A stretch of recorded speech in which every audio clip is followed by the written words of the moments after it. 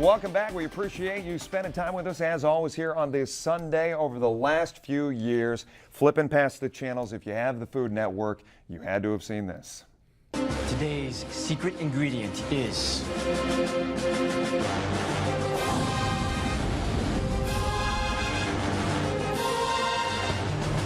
scallop mushrooms.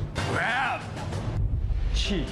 Now, it's high drama there on the Food Network, and I cannot count on one hand anymore how many food programming shows there are on TV right now. But food, and more food. It is something that is, I guess, tempting our taste buds, not only from a visual standpoint, but also from a career standpoint. That is why we have some great guests here from OCC, Owens Community College, joining us, the Culinary Arts Program.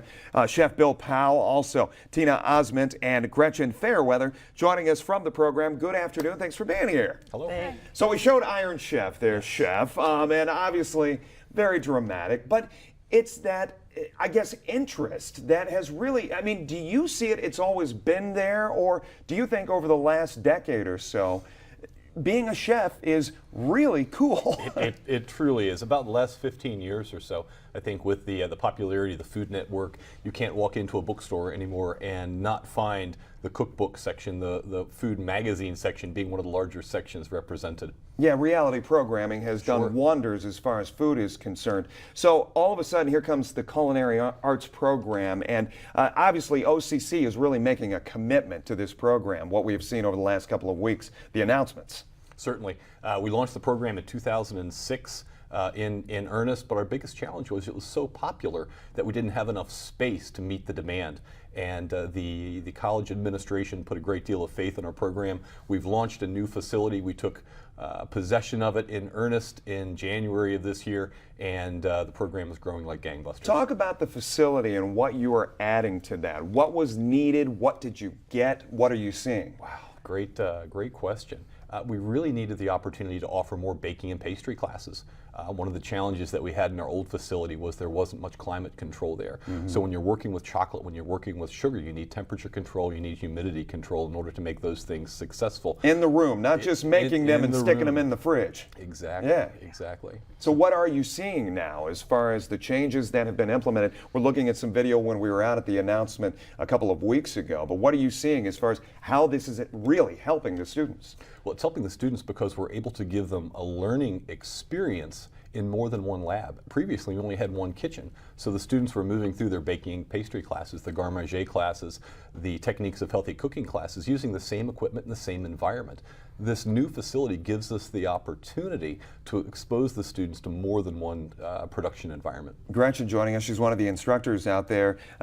Garnishing, is that? Very good. Did I say that right? Yes. That word came up when we were in our break, but that is kind of your specialty, your niche. Talk about that for our viewers if they don't understand exactly what that is, and talk about teaching at this new facility and what you're seeing in the students who come in and want to get in this program. Sure.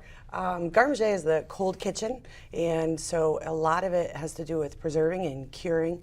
We make our own sausage in that class. They make these amazing pâté terrines.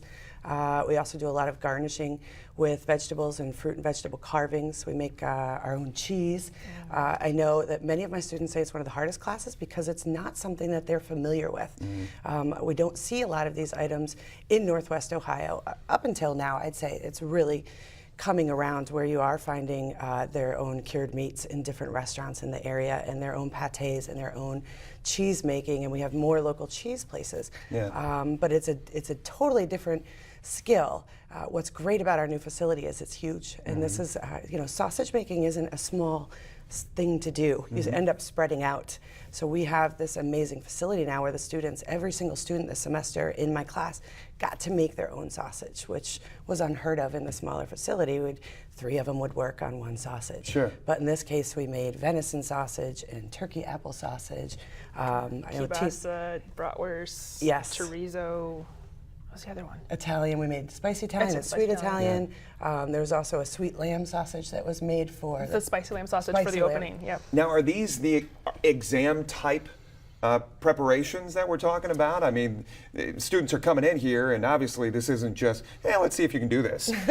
No, it's not at all. This is part of the class. Absolutely. Yeah. And it's not just in the classroom, it's also they need to know the components of it, how to go about it, what temperature to hold the ground meat at in order to get a good emulsion on their sausage. And we do the restaurant report card here every single week, so obviously when they're going out and checking these places to make sure they're up to snuff as far as temperature, conditions, climate, what have you, that is key. That is important. Absolutely. And I actually show the report card many times in my class, the Yeah. Serve Safe class, just so that they can get an idea of not just what to watch for when they're working, but also what it can do to your reputation if you do own your own restaurant, Yeah. or you are the executive chef. You don't want to show up on the report card. Yeah. When I asked you about the students who are coming in, and Tina, I want to get to your hopes and dreams as far as this career is concerned, but the students who are coming in, what do you see out of them? What are they hoping to gain out of going into a field like this? I think where we are in Northwest Ohio right now is a great spot because it's blooming and so much is happening. But I see our students, everything. Now, when you say blooming, what are you referring to? The amount of restaurants, new places that have come up in the last couple of years that are just really a lot more cutting edge than I think Northwest Ohio More has eclectic been. for this area? Absolutely, Yeah? absolutely. Yeah. Doing their own stuff, being creative, and not just going with the norm.